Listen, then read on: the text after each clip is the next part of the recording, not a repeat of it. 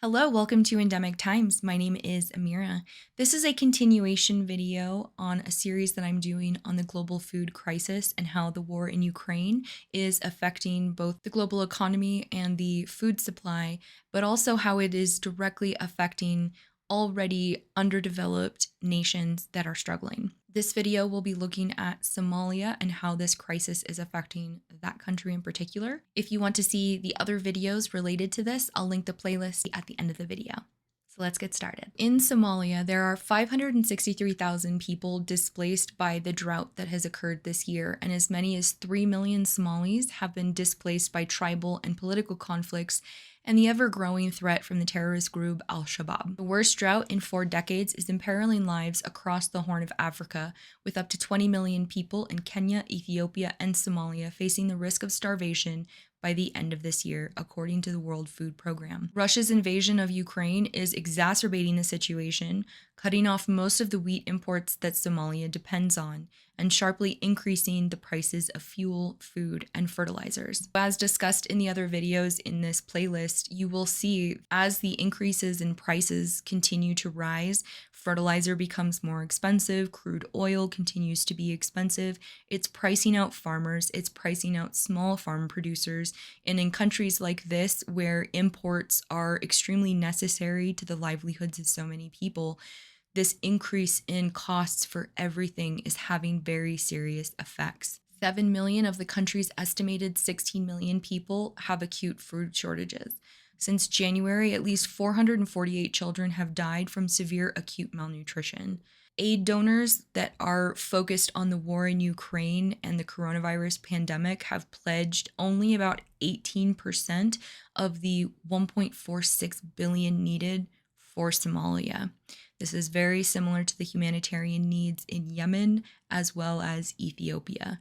And again, those are 2 countries that I talk about in this series, and you can find those in the playlist. Parents flow into the capital, Mogadishu, bringing their malnourished children to health facilities like the Benadir Hospital, one of few in the country with a pediatric stabilization unit.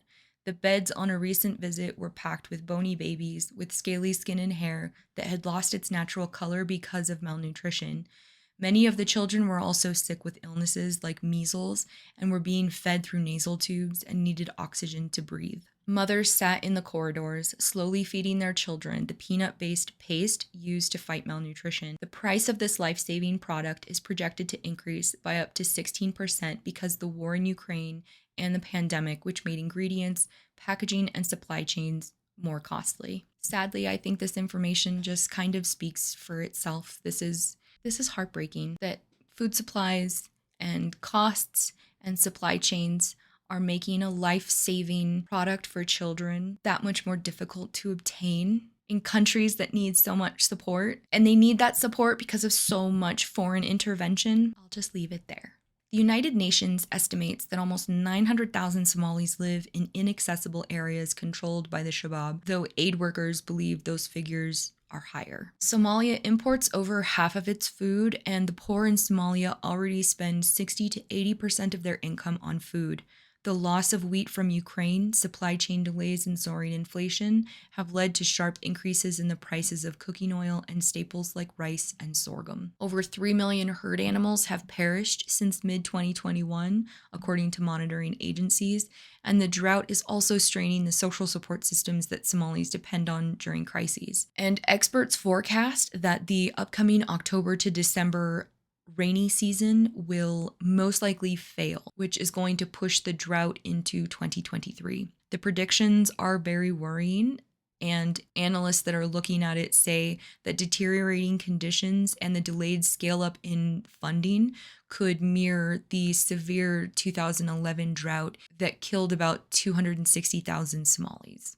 As discussed in this series, there is a continuation of just systemic issues that occur in these nations that are already struggling because of the war in Ukraine and how much it is increasing the cost of food, and it's affecting supplies on top of an already strained supply chain. There isn't much else to say other than hopefully more media outlets will discuss this and bring attention to this, because this is a really serious crisis to where we're going to continue to see very innocent little kids, babies, and innocent people die because they don't have the necessities to live. This is devastating, and there's just not much else to say. So thank you for watching. If you like this video, please give it a thumbs up, subscribe, and hit the bell.